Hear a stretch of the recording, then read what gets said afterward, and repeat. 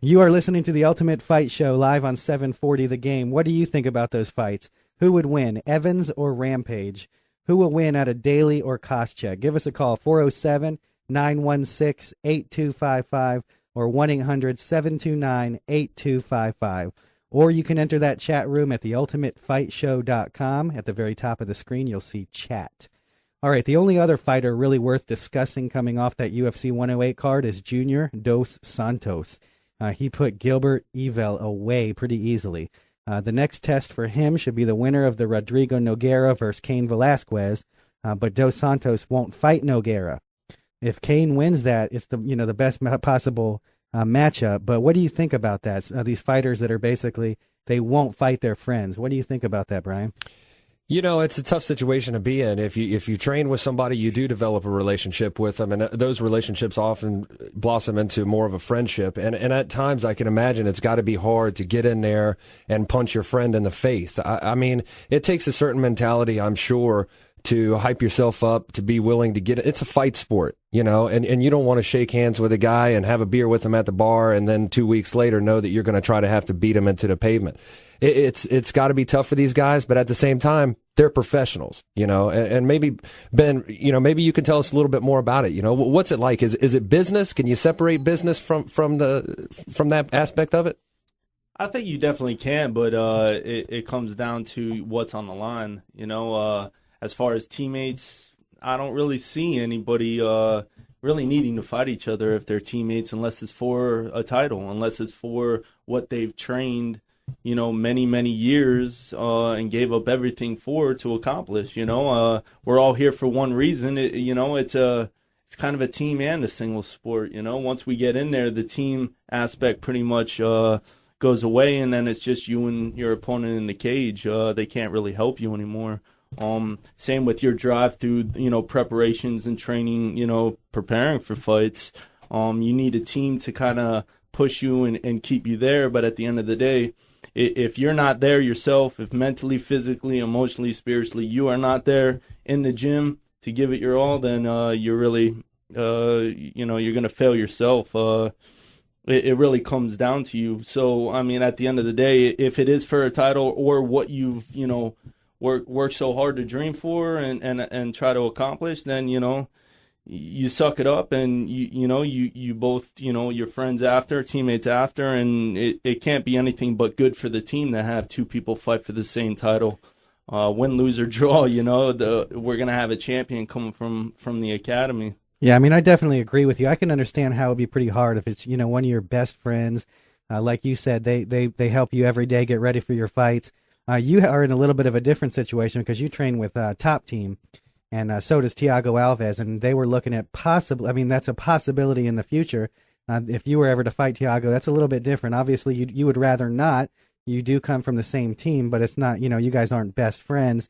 And even if you were good friends, like you said, I mean, it's kind of a business, and then the friendship is really, that's kind of behind the scenes. I mean, if Dana or if they ask you to fight your friend, I think you should probably do it, especially if you're looking at a title shot. I completely agree. They could also, they do have a pretty stacked division, though. I mean, if he did refuse to fight, he could always fight Gabriel Gonzaga. That would be a good matchup. Yeah, and I think that the rumors since Brock Lesnar's been back is that if he's slated to fight the winner of Mir Carwin, which that would be a fight that would take place 9 weeks later. And from what I understand, and what I've been reading, if the winner of the Mir Carwin fight, if either one of those guys aren't ready because of injury or some other extenuating circumstance, then they would be putting the winner of the Velasquez fight in to face Brock Lesnar. So Junior Dos Santos may not have to worry about it at this particular point, and it may not even be an issue. The heavyweight division right now has a pretty good group of contenders. So I hear you, man. I want to give a shout out to everybody in the chat room right now. I see you guys. I see Jason Patterson, Johnny Nyquil, Leah and Rebecca, Jay Pamalis. I see you guys. Thanks for listening to the Ultimate Fight Show. If you guys want to call in, if you have any questions for Ben Saunders, give us a call. The number is 407-916-8255 or toll free 1-800-729-8255. That chat room is at theultimatefightshow.com. Check it out. It's at the top of the page. All right, let's move on to the heavyweight division. Mir literally went untouched in that 72-second fight with Congo. Carwin has been basically ready for months, awaiting the return of Brock Lesnar, who is healthy now, and recently he basically was sidelined. What do you think? I mean, how do you think that's going to we basically have a tournament going on, don't we? Kind of a 4-man tournament? That's what it looks like. Yeah, it's who's could put on the best show. Who's ready for Brock Lesnar? Brock Lesnar's going to return later on to the middle of this year, and everybody's gunning for him. And I think that the 4 guys that they've got, Nogueira, Carwin, Mir, and Velasquez, I think any one of those guys are capable of giving Brock Lesnar a run for his money. I would tell you that I'm the most excited about the Frank Mir Shane Carwin fight. Shane Carwin is always an exciting, explosive fighter, and Frank Mir has rumored to be, at least from what I've read, put on a lot of weight. Been hitting the gym pretty hard, and I'm interested in seeing the new improved Frank Mir.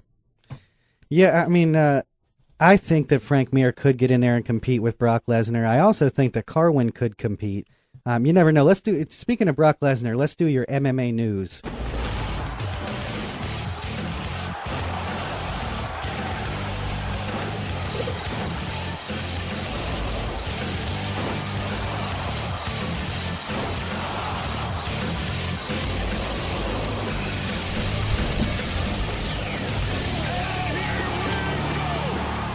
Current Strikeforce middleweight champion Jake Shields is going to the UFC, not as a fighter but as an assistant coach to Chuck Liddell on the 11th season of The Ultimate Fighter.